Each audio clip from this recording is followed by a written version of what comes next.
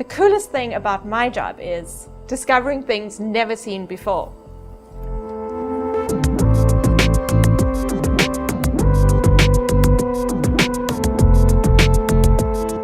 I teach developmental biology, which is a course that explains and in which students learn how an organism develops. I'm also a researcher, and in my lab we currently are studying how skulls develop, so how cells organize themselves to create the different shapes of skulls that we see today.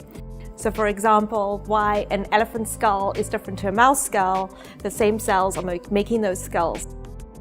Some of my research is funded by the Canadian Space Agency, and we're working with a 2 centimeter long zebrafish, and we are trying to find out what the effects of gravity is on the development of this organism.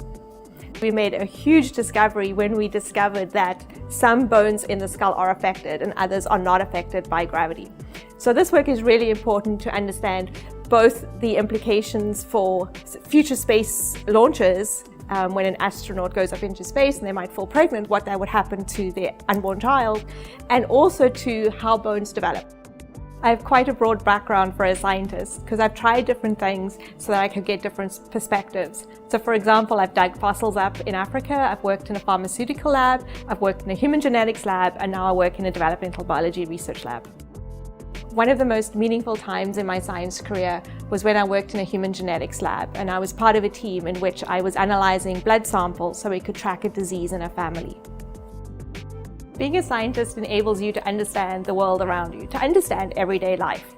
So for example, if you hear a crazy media report, you can look at the solid facts behind that report and interpret for yourself whether it's valid. So it teaches you to think critically and to think for yourself. Anyone can be a scientist, and you don't have to be at the top of your class to be a scientist. You just need to be passionate and curious. My advice to you is to follow your passion and believe in yourself and find ways to overcome obstacles when they get thrown at you. You can do it.